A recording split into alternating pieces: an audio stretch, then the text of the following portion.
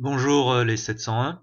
Je voulais, après que vous ayez lu mon cours d'aujourd'hui, je voulais vous illustrer un peu le cours. Donc, je vous parlais de pollution. Voici une des photos prises en 2009 à Pékin. La pollution due au brouillard, due à la circulation, certes, due à des conditions climatiques exceptionnelles, mais due aussi aux usines. Voilà une autre photo, toujours à Pékin. Ça, c'est le stade olympique, on appelle le nid d'oiseau. Et évidemment, c'est un montage, un jour avec pollution, un jour sans pollution.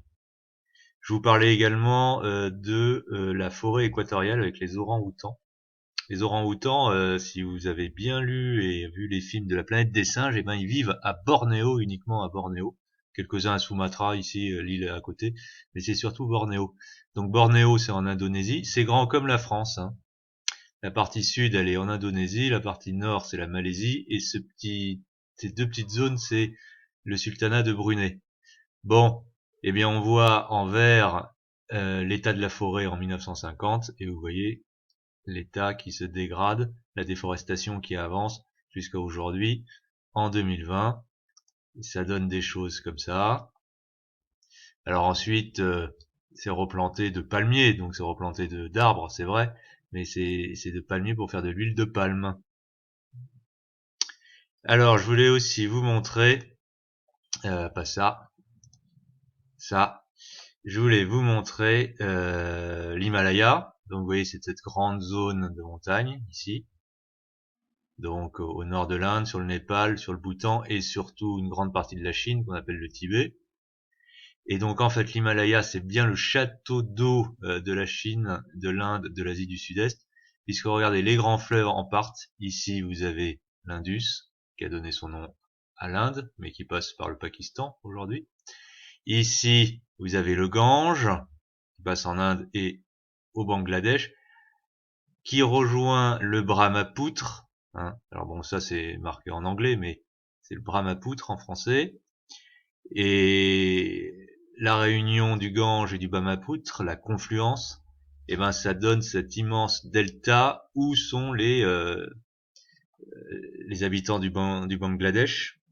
Et d'ailleurs, ça pose un autre problème dont je vous ai pas parlé dans le cours, c'est le réchauffement climatique, parce que le Bangladesh est tout proche du niveau de la mer, hein.